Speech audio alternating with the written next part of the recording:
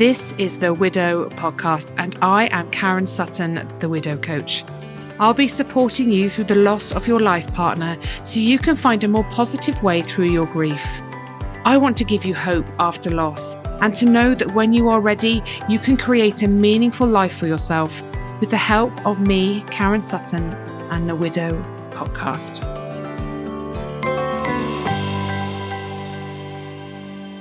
Hello and welcome back to another episode of the Widow Podcast. You may remember back in December 2023 for the 100th episode of the Widow Podcast, we created a very special and heartfelt episode, the Widow's Words of Wisdom. Now, if you did take a listen to this wonderful episode, you will remember the incredibly touching and powerful stories that we shared from brave women who opened up about their own personal journeys through widowhood. Their words were not just stories of loss, but of resilience, hope, and the immense strength found within our community. All of the ladies in the first episode and in this episode are part of my world in my membership or in Finding Hope in Widowhood, my 12-month program. And I have always said that I truly believe the power in bringing people together in these communities is life-changing, is so profound and insightful and hopeful and inspiring.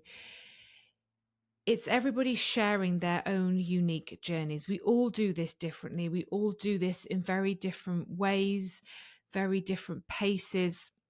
We have different circumstances, different experiences, different levels of support all around us. But when we come together and we share our wisdom, our learnings, our discoveries, it's like a little sprinkling of magic. And when we released the first episode back in December, it was so well received. It was so appreciated. And I know people got so much from it.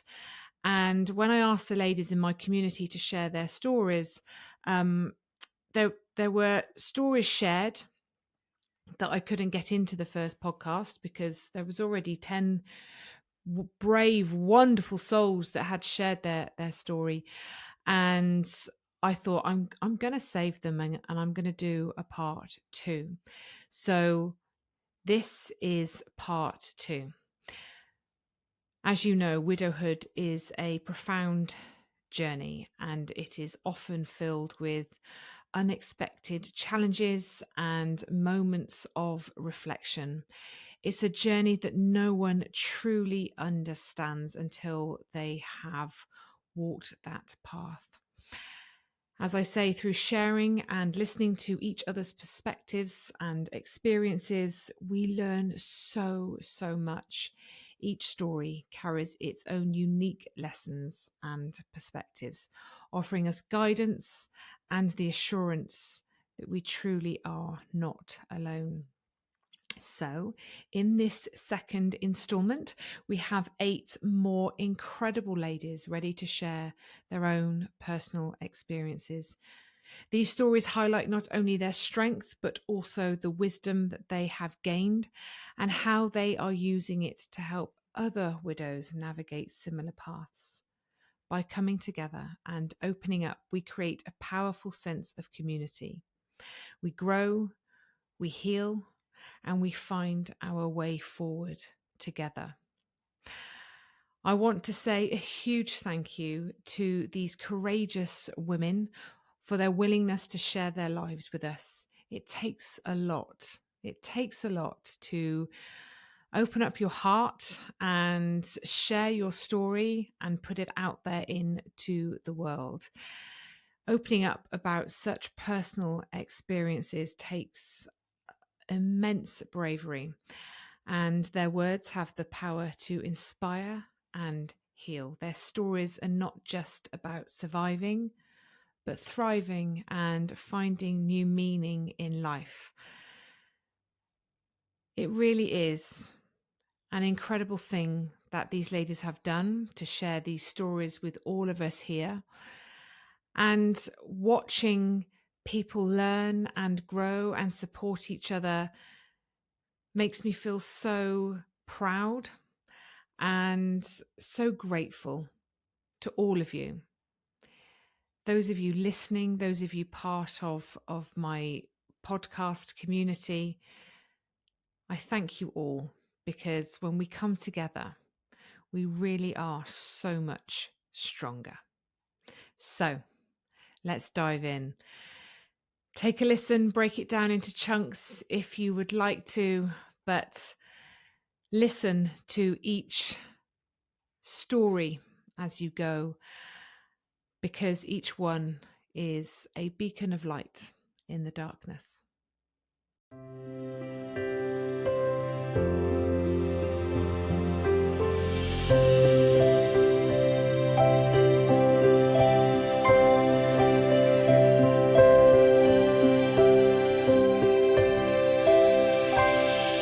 My name is Nuala Nolan. I'm 61 years old. I live in Ireland. My husband Anto died 16 months ago on the 3rd of January 2023, following a 6-month diagnosis of terminal kidney cancer. He died the day before my 60th birthday, and he was 62 years old. We were married for 40 years. We had 2 daughters in their 30s and a precious 2-year-old grandson who we adored. We were at a lovely stage in our lives where it was time for us. We were in the process of buying a motorhome and travelling, but all our plans and dreams were crushed. And to say his death rocked the very foundation of my being would be an understatement. I was totally devastated. I felt I was lost in a fog, and a huge part of me was missing. And this brought me to my knees. I really didn't think I could go on without him.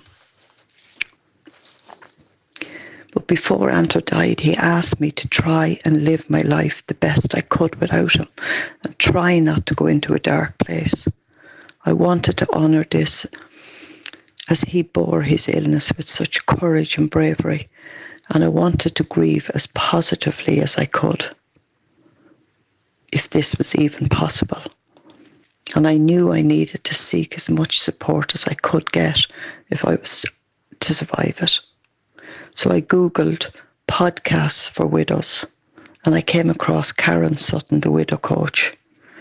And the first podcast that popped up was, "My husband died, now what?" And so much of what she said resonated with me, and it gave me hope. I decided after listening to many of her podcasts that I would contact her, and I joined one of her groups via weekly Zoom meetings. It was for women widowed within the previous 6 months. And here I met a group of wonderful, like-minded people. We all shared our feelings and our emotions and our raw grief. And the connection gave me such strength. And it inspired me to join Karen's 12-month programme, Finding Hope in Widowhood. This again was a weekly Zoom meeting where Karen discussed various topics like feelings, emotions, nutrition, self-care, just to name a few. This is the best thing that I have done. I'm now 8 months into this programme, and through sharing with other women in similar situations, this has given me comfort and it has given me strength. And listening to other widows further on in their grief journey, saying that the grief gets lighter to carry, this gives me real hope. The things that I find that help me in my grief is walking in nature, walking by the sea, cycling, swimming. I feel any movement, any form of movement of my body is good for my mind. I feel that the biggest thing in my grief was that I felt difficult to deal with was the sheer disbelief that Andrew was gone. Even though I went through the funeral service and the burial, it has taken 16 months for the reality to hit that he is never coming home. I feel the numbness and the shock is only now starting to wear off. But I am now beginning to feel gratitude re-emerge within me, and that lifts my spirit. I'm grateful that I had Andrew for 40 years of marriage, and how blessed was I to have been loved so much in this life. I know with the work that I'm doing and with the support that I'm getting from the programme and with Karen's support, that she is so insightful and empathetic and understanding, and she is giving such great support to widows all over the world. I know that I will live to fight another day. I will put one foot in front of the other, and I'll keep going, carrying Andrew forever in my heart until we meet again. My advice to other widows embarking on this journey is to get whatever support that you can possibly get. It is worth investing in yourself. Connect with like-minded people. And be very gentle with yourself, because this is the toughest road you will ever travel.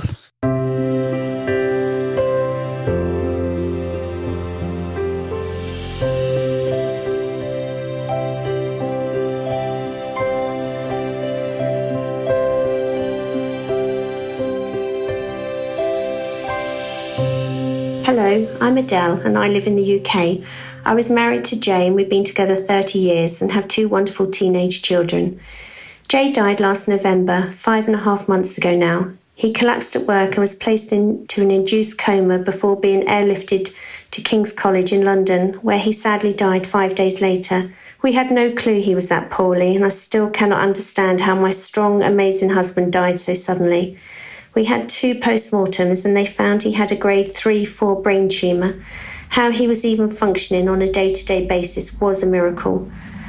Obviously, your world is turned upside down, and for those 5 days he was in King's, we did everything we could do to save him. I don't know what is worse, to know your loved one is dying or to have your life change forever in 5 days without warning. The only way I can make peace with not knowing, for feeling guilty I didn't see it coming, is that Jay didn't suffer. He knew nothing about it. I know he wouldn't have wanted a life other than the life he had. He was the person that looked after us, supported us. He would have not wanted us to see him other than the husband, father, the provider that he was. The night he died and seeing our children's hearts shatter was the most painful time of my life. I was so scared for the future. How can I do this now on my own? How can I carry on without my dear Jay? He was my better half, and now one side of me was exposed and raw. Family and friends rallied round, and we found ourselves with many food parcels and flower deliveries, still all very much in shock. I think we had 8 lasagnas at one point. How can that be that your world has been rocked to its core and yet you find humour in receiving yet another lasagna?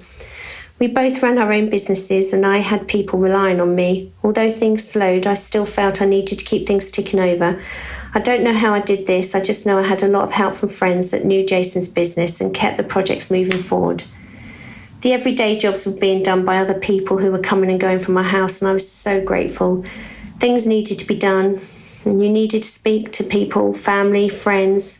I just couldn't get my words out to say that my dear husband had died. And this is where my sister-in-law and brother were amazing and took time away from their work to help me navigate this new world of ours. It wasn't so long that I noticed our son was not always enjoying the flurry of so many people in our home, and I needed to listen. My girlfriends are known as the aunties, and they set up a WhatsApp group just for my daughter and son. Anything they needed, they were to send a message and it was delivered or advice was given. I was so grateful that they had people looking out for them. Jason's brother and his wife were in touch too, and I knew that they were in safe hands. We were in constant communication with the coroner's office, and they were amazing in the early days, keeping us up to date with where Jay was and what would be happening. Jay came back to our village just before Christmas. It was important to us that he was home for Christmas. We decided to have the funeral in the new year, as Christmas wasn't the right time to say goodbye to him. It was a very strange feeling to have him there, but it was important to have him home. On one occasion over Christmas, our dear friends and our family put a bottle of Jay's favourite whiskey in a rucksack and went up to the village and toasted Jay and had a moment. I think he would have liked that, even though I was sharing his expensive whiskey. Whilst all of this was going on, I knew I needed guidance with this new life I'd found myself thrown into. I knew we were going to be okay. I just knew wherever Jay was, he would be looking after us, and I found myself trying to channel his ways and thoughts about things. Early on, I did find a bereavement charity and signed up and joined their Facebook page. I just think it was just all a bit too soon. It scared me reading other people's posts, how they were and weren't coping. A little while later, one night when I couldn't sleep, I found Karen and I started listening to one of her podcasts, something I hadn't really done before as I was more a Netflix fan. Anyway, I was listening and I liked her tone, and she was straight talking but kind, soft in her delivery. I can't remember what one it was I was listening to, but not long into the podcast, she said something along the lines of, "No one is going to save you." Well, that's not what I wanted to hear, so I turned her off. But over the next few days, she was on my mind, and what she had said played on my mind. The person who would always have saved me wasn't here anymore, and if I needed the tools to save myself, I needed this lady Karen. So that night, on she went again. I then found her Facebook page and liked the title straight away, Widowed and Rising. Yes, that's what I wanted to be, rising. After Christmas, she was offering anyone who wanted to join a week's session on Finding Hope to join her and meet up with other widows. This was something I liked straight away, and then joined Finding Hope in Widowhood programme. It's a year-long programme where you work through how you're feeling alongside other widows, some early on in their journey, some who at the same time had been widowed only 12 weeks. If I was going to become stronger and have the tools needed to prepare myself for this new life, this is what I needed, people to get what I'm going through. It's now just been over 3 months since starting the programme, and I haven't regretted a single moment of it. It's not easy, but the Zoom meetings are a great way to listen to and explore how best to navigate this new life. There are many aspects of widowhood we have covered and yet still to cover. For example, feelings and emotions, fear, self-care, taking responsibility, and hopes and dreams for the future. The ladies I've found in this group and within the mentorship WhatsApp group have been a real support. True friendships are being formed. There is a retreat which is happening this week, in fact. I'm not ready just yet to stay overnight, but hopefully I will soon, and we'll go along and meet these lovely ladies. I do have wonderful friends and family, and they are and continue to be a huge support. But with Karen, I find a community where I don't need to always explain why I'm feeling the way I am. They just know and are able to support by just being there, and exchanging how they are feeling validates my feelings.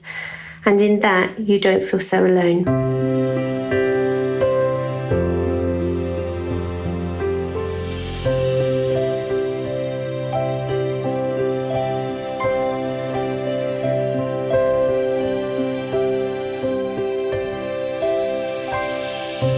Hello, my name's Amanda.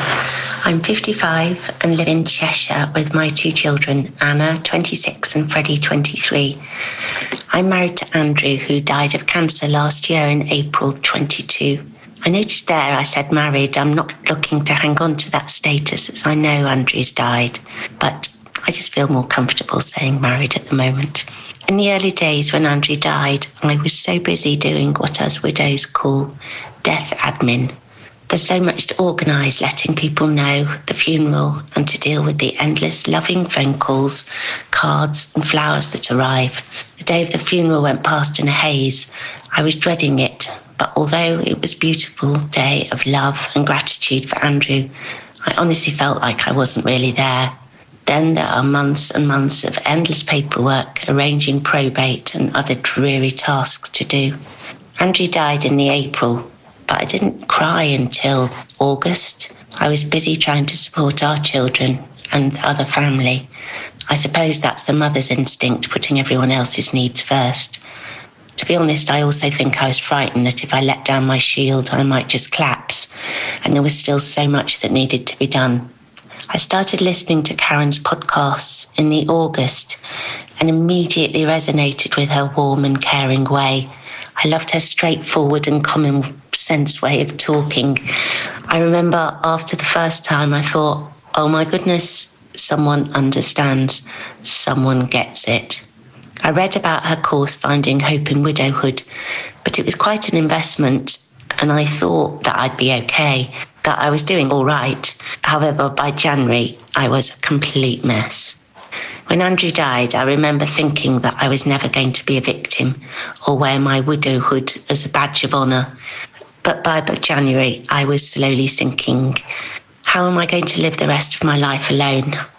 Who am I without Andrew? What do I want to do now that my dreams have gone with the person I love? Why has this happened to me? I knew I didn't want to stay in that place, and so I joined Karen and her amazing group of ladies in September. Through her, I've met incredible ladies who, like me, are all trying to navigate this new life that none of us chose or wanted. It's wonderful to be able to chat to ladies who just get it without trying to pour platitudes upon your grief. I find huge amounts of strength in that. I've learned that when friends say, don't worry, you'll meet someone else, or Andrew wouldn't want you to be sad, not to be cross with them. They mean well, they just don't know what to say. And to be honest, in the early days, whatever anyone says seems to be wrong. I'm learning that it's all right to binge watch Netflix when the day just seemed too much to deal with, but do it with intention. Don't do it for days on end.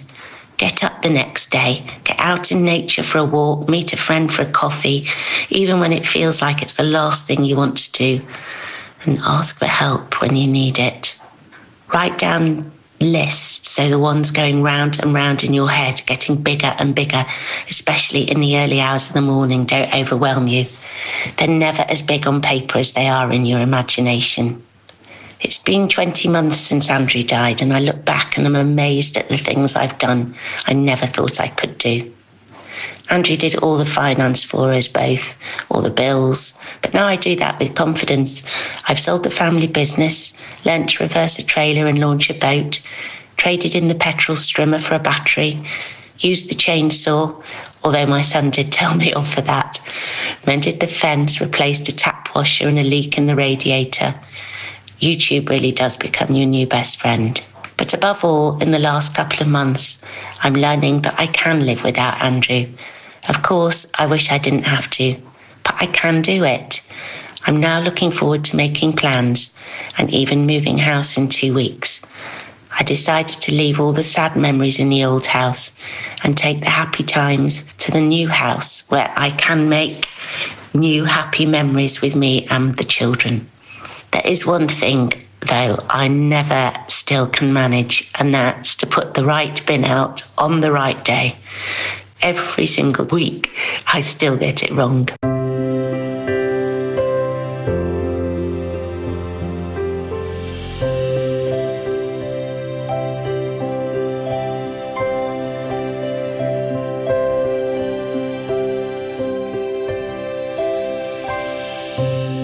My name is Debbie. I lost my husband, George, on October 1st of 2021. So it's been just over 2 years ago now. You asked some questions that made me sit and think about those early days and where I am today. How are you now? How did you get here? How did I navigate widowhood? Well, let's begin with how I lost my husband. George took his own life. And it happened in our house. I'd come home from work. I just talked to him about 20 minutes prior. I knew he suffered from various components of depression and other things that were probably never diagnosed. So did I know that he was at risk? I did. And that's hard to say out loud, but I think it's an important part of this. We were married for almost 30 years. He died just a couple months before our 30th wedding anniversary. And we have one grown son who was just married just a couple of months prior to his passing. I'm so proud of the life that my husband led and the difference he made in our family and in our community. And to think that he worked so hard and was such a good friend to so many people and a good member of a family, despite the way he struggled with depression most of his life, certainly most of his adult life, for as long as I had known him. But it certainly got worse as he got older. And that's not as necessary here, but I think it's an important part of the story, because when you've lost someone to suicide, you wonder if anyone else faced those same circumstances that you did. And so I just wanted to share that as I talk about how I navigated this. At the beginning, I certainly dealt with all of those grief stages that I think anyone who's suffered loss deals with, and in particular in this circumstance. And I still do today. So pausing to do this today is because I was reflecting on this loss today, and it made me remember, Karen, that you requested this. And so in terms of how I've navigated this, not well the first few months, other than to take the advice of friends who had also lost their spouses. The first piece of advice that I followed was, if someone invites you to go somewhere, go. No matter the circumstance. And so I found myself taking lots of walks and going to the gym and going to restaurants and taking plane trips that I didn't expect to take, and just being gone a lot and staying busy.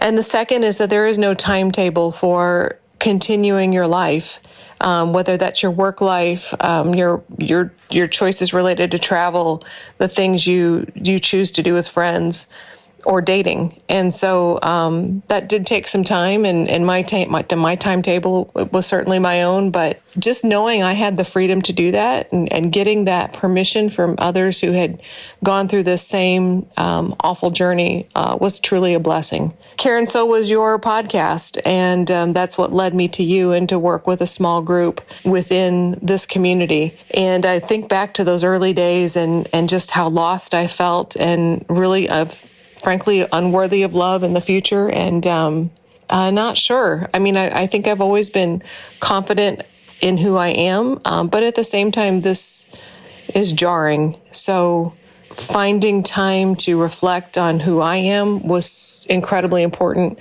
And in a parallel path, finding time to put my husband's life in a very positive perspective was incredibly important to me and for our family, for his family and for mine.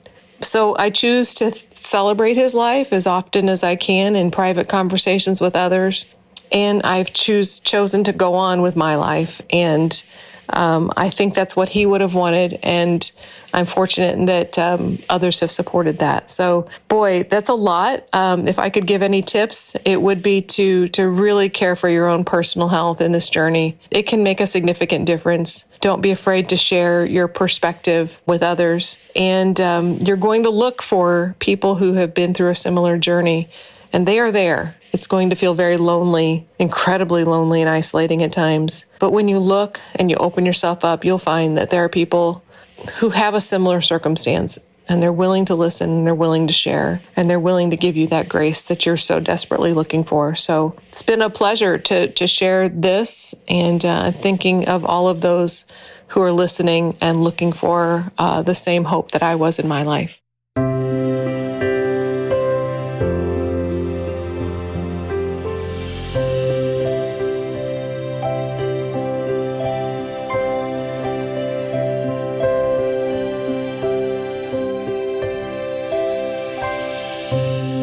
Hello, my name is Emma and I'm from Brighton. My incredible husband, Rich, died at the end of last year, so about 5 months ago. So we're in very early days still. He had advanced prostate cancer that was missed for quite a while. I had a 1-year-old and a 3-year-old when he was diagnosed, and then now they're 4 and 6.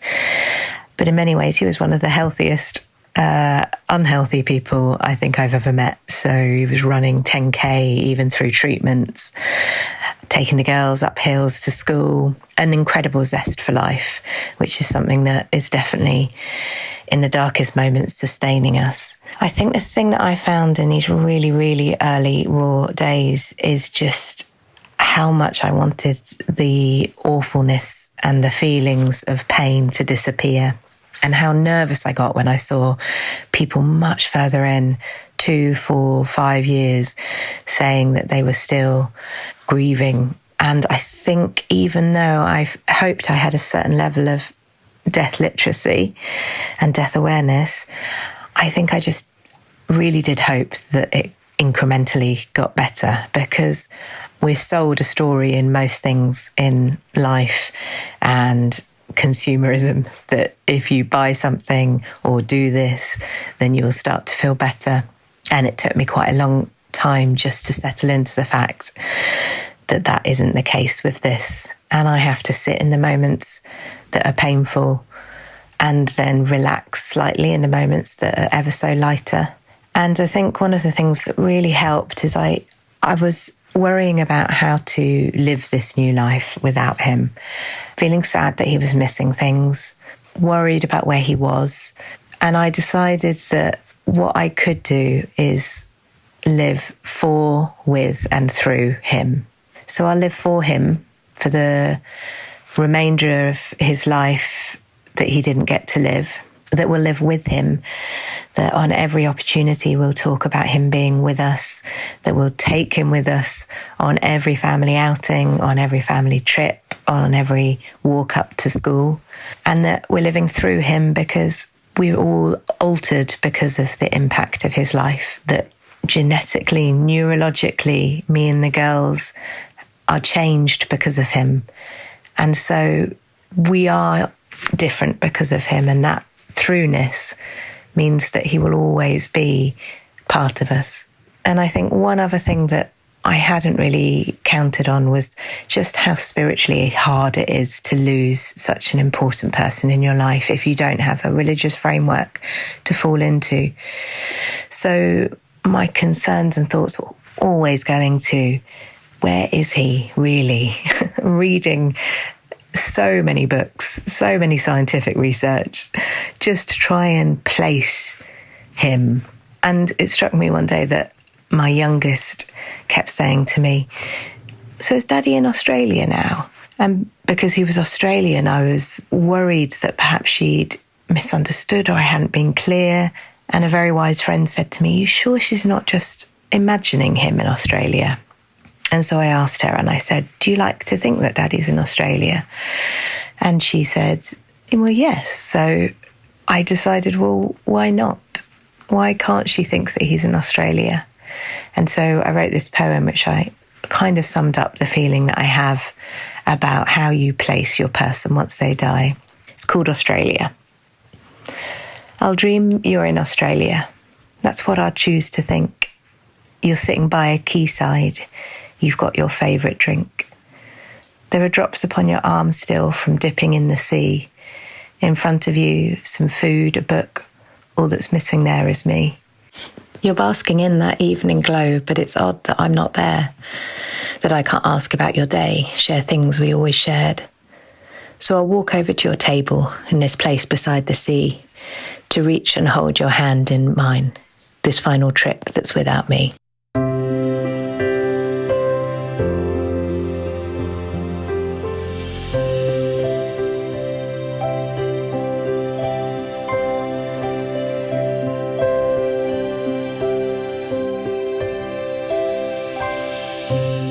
Hi, my name is Hilde. I'm 66 years old. I'm Belgian and I have been a widow for 20 months now. My husband Stefan was diagnosed with tongue cancer in July 21. And while we were still very hopeful that the treatments would stop the cancer, he died unexpectedly, probably from an embolism in March 22.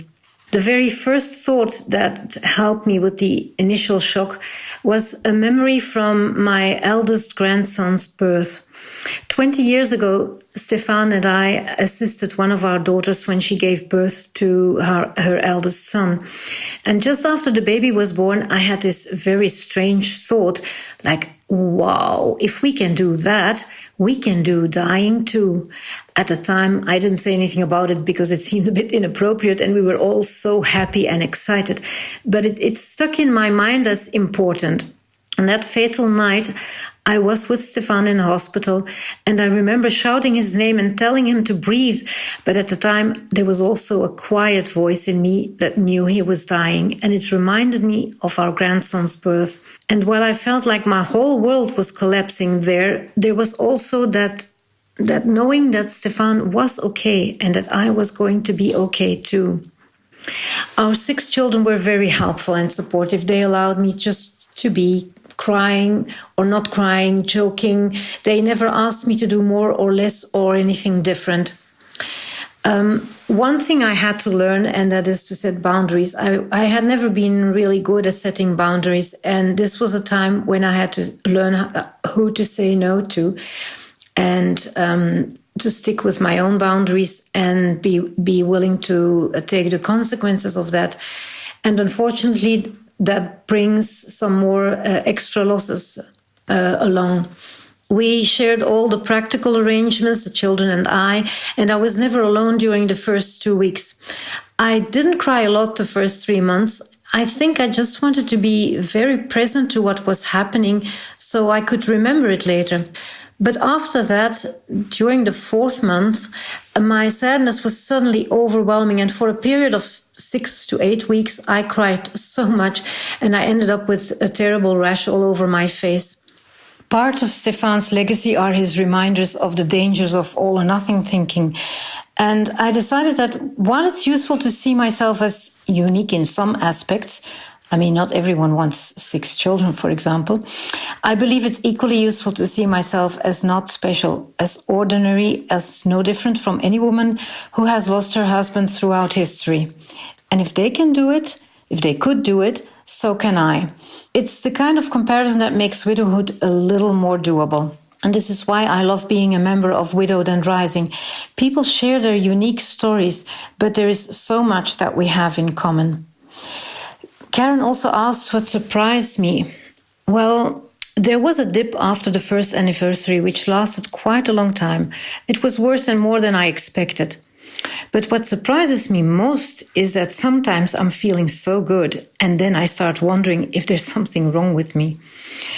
Most of the time, I'm just okay. And my definition of okay is neither positive or negative. It's more about surviving and doing my best to use the time I have left to thrive as much as possible. And thriving isn't always easy. Sometimes it means feeling sad, and sometimes it means telling myself to stop making a fool of myself. Sometimes it means laughing out loud, and often it means remembering Stefan's love and feeling his presence. And thank you so much for listening.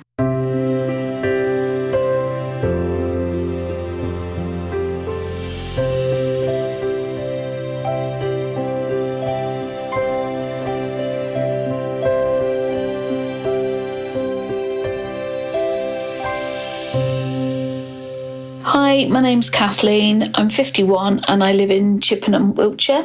My husband David died from a brain tumour on the 8th of March 2022 and he was just 56. I don't think there's really anything that can prepare you for being a widow and losing the other half of you. It's something that's indescribable and you never really know what you're going to get from day to day, how you're going to feel.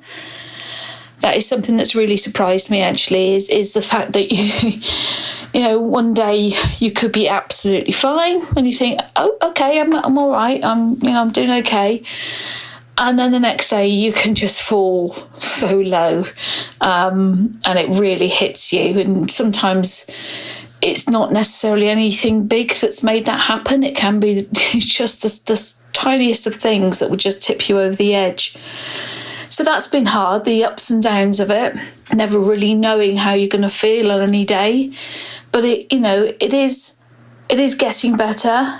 The low days aren't quite so frequent, which is great. I think the other thing that I am really struggling with and still struggling with is feelings of guilt and regret. And I guess this is probably quite common. For me, it is, I analyse everything. So anything that happened, anything that we did, anything that doctors said, anything like that. I analyse everything, and I'm just like constantly sort of wondering if there was something else I could have said, if I could have made him go to doctors earlier, if I could have, what I should have said to him, which is a really difficult thing because at the end he couldn't speak, so he couldn't communicate with me. And, I didn't really know what to say. I was so busy looking after him that I didn't really know what I wanted to say to him. Of course, I told him that I loved him and all of that, but now it doesn't feel like enough. And I wish I'd said more. And that's really hard, not being able to have those conversations at the end. Although if I really think about it, he kind of said things the way he looked at me. And I know deep down in my heart that I did everything that anyone could expect and, possibly even more. But it doesn't stop me from sort of punishing myself and wishing that I could have done more. However, on a better note, things are getting a little easier. One of the things that I did sort of after about 6 months, I started having counselling, which has helped me massively as somebody who isn't very good at sharing and being vulnerable and all of that. I generally just get on with it. That was quite a big thing for me, and I found that to be absolutely amazing. I've got a really good counsellor and would recommend it to anybody, even if you don't really think it's your thing, because it definitely wasn't mine. That has really helped me, just to have somewhere where I can go and just let it all out, just to be able to say what's in my head and try and make a bit of sense to it. The other thing is Karen. I started off with a podcast and I've just done more and more with her, and I just find it's actually a bit of a relief when I listen to her and talking to the other women and the meetups we've had. All of those things just make you feel normal just for a bit, that your feelings and your thoughts you're not losing your mind, and just to feel okay with yourself and not beat yourself up and not expect too much of yourself. And that's certainly something that, speaking to Karen and the other ladies and the things that Karen has said to us, it just kind of made me feel personally that I'm doing okay, and that I will get through this, but not to put any pressure on myself to do it in a certain amount of time or in a certain way. I'll always be grateful for that. It's been amazing. So thank you for listening to my story.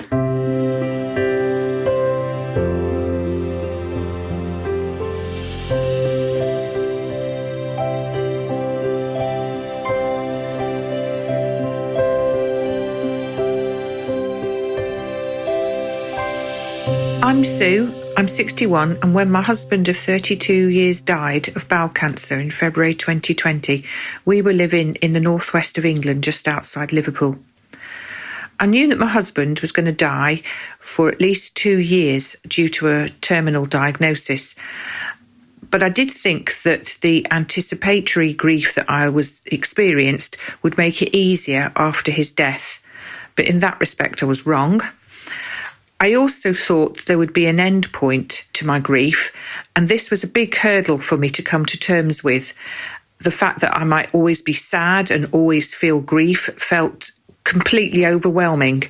I just didn't see how I would get through it.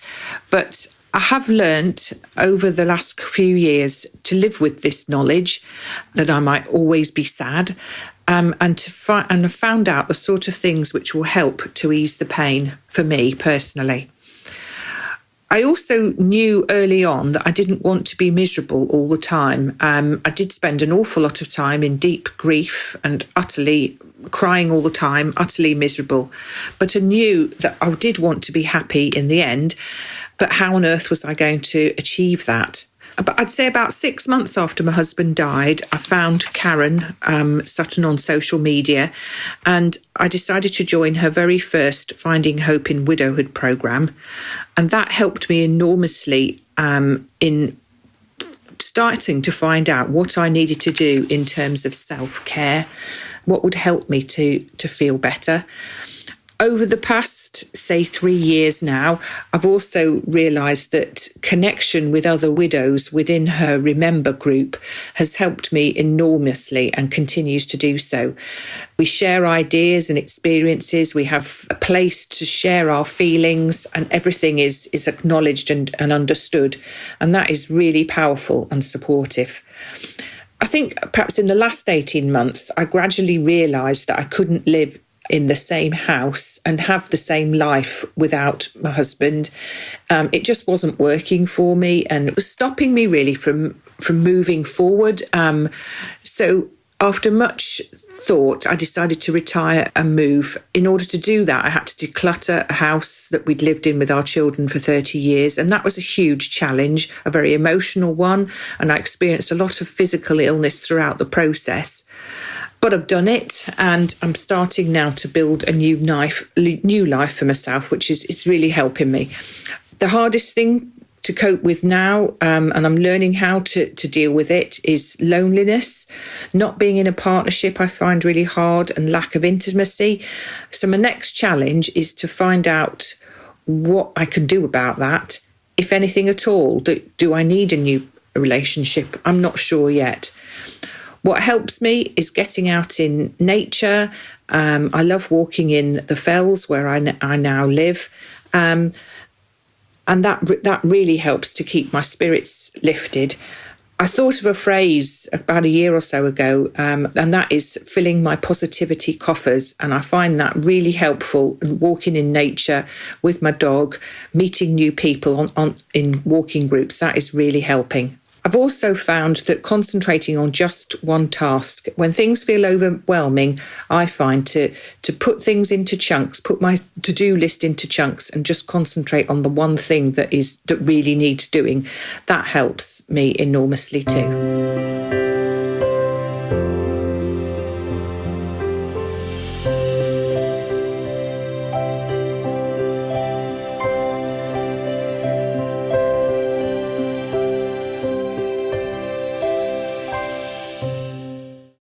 Wow, what incredible ladies.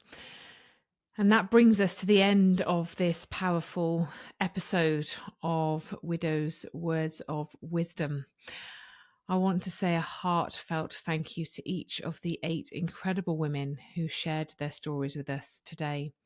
Your courage and openness are truly inspiring and offer invaluable support to those who might be going through similar experiences. Widowhood is a journey none of us choose. However, within this community, we find strength, compassion, and understanding. Each story shared today is a testament to the power of coming together and learning from one another. It's through these connections that we grow, that we heal, and we find our way forward. If you have enjoyed hearing from these ladies and listening to people's different stories, different perspectives, different ideas, please know you can always come and join us in my membership. Remember, it's a monthly membership. It's full of support, encouragement, wisdom, and kindness. People are making real friends in there, lifelong friends, and they're meeting up and they're doing things and they're traveling together, and just having that shared lived experience is so connecting and so bonding. It's incredibly powerful. We cannot do this on our own.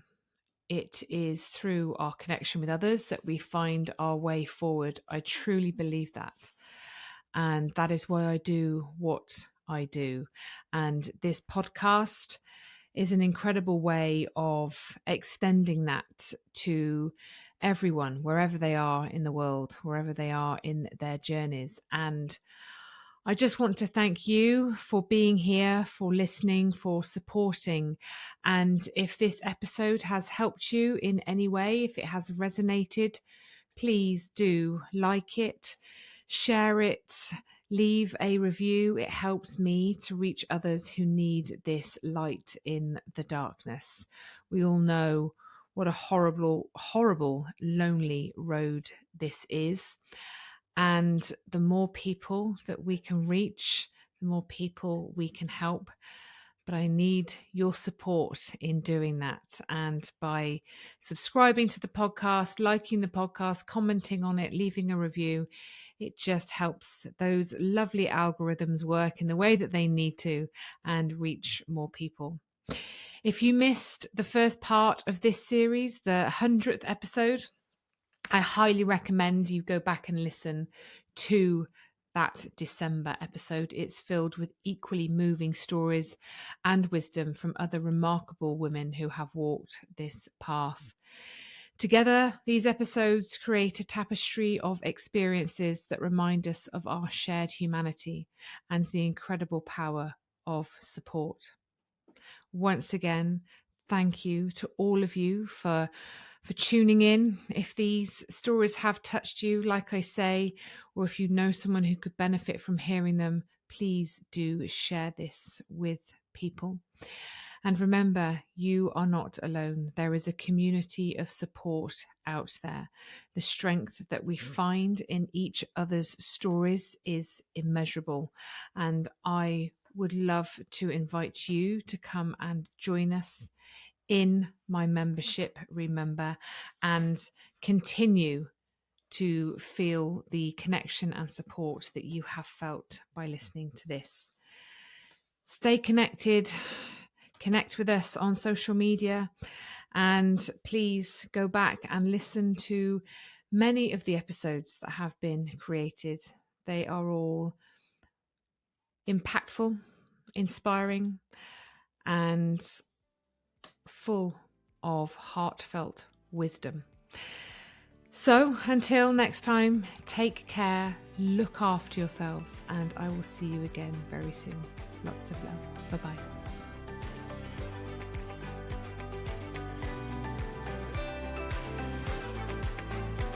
Thank you so much for listening to the Widow podcast with me, Karen Sutton. If you would like to be part of a supportive community of people who understand your grief, come and join my free Facebook group, Widowed and Rising. And make sure you tune in to the next episode of the Widow podcast.